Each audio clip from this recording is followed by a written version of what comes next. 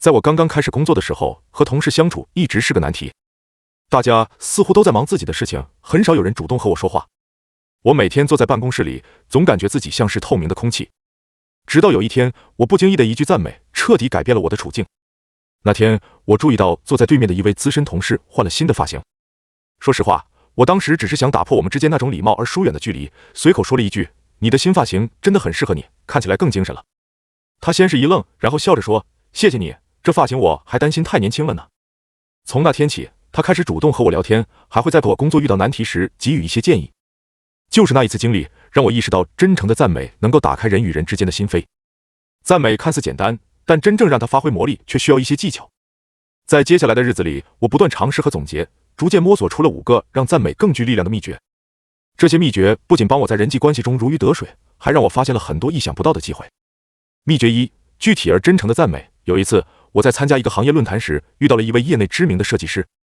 他刚结束自己的演讲，许多人围着他打招呼，大多是简单的说“你讲得真好”。我走上前，认真的告诉他，我特别喜欢你提到的设计需要为生活服务这句话，我觉得他精准地捕捉到了用户需求的核心。他听后眼前一亮，停下来和我聊了几句。他告诉我，这句话是他在经历了很多失败的项目后才总结出来的，能被人真正听懂，他非常高兴。那次聊天让我得到了他的联系方式，也为后来的合作打下了基础。具体的赞美比泛泛而谈更容易触动人心，因为它体现了你的用心，证明你真的关注过对方的行为或成就，而不是随口敷衍。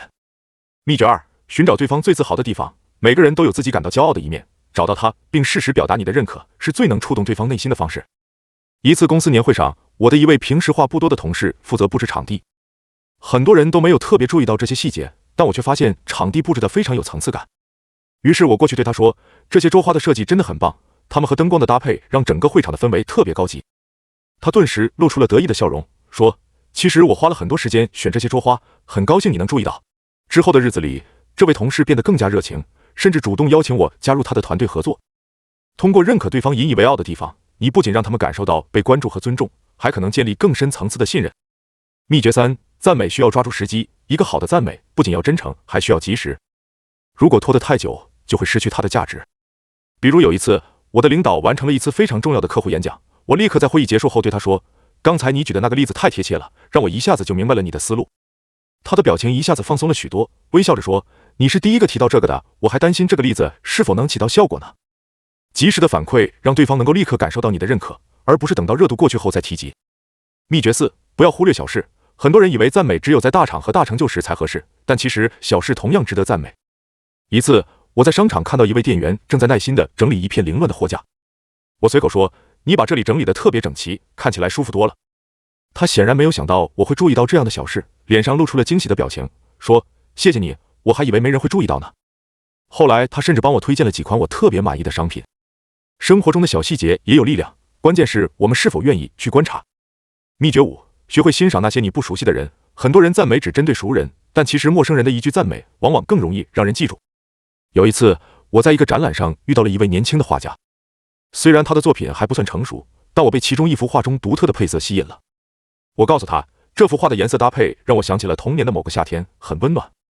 他一下子愣住了，后来告诉我，这正是他创作这幅画的初衷。我们聊了很久，他还邀请我去他的工作室参观。陌生人之间的真诚认可会让人倍感意外和温暖。通过这些经历，我明白了赞美的真正意义。它不是奉承，也不是虚伪的讨好，而是人与人之间一种深层次的连接。你愿意花时间去观察对方，愿意用心表达你的感受，这种用心是任何技巧都无法替代的。现在，当我回头看那些因为一句赞美而改变的关系时，我不禁感叹它的魔力有多么强大。也许你不需要花很多力气，就可以用一句真诚的话语让别人感到温暖，而这些看似微不足道的时刻，却可能成为你人生中最宝贵的财富。感谢你看到这里，如果你喜欢今天的内容，别忘了点个赞，订阅我们的频道，打开小铃铛，这样你就不会错过我们接下来的精彩视频了。也欢迎在评论区和我们聊聊你的想法，分享你的故事灵感。你的支持是我们继续创作的最大动力。我们下期见，拜拜。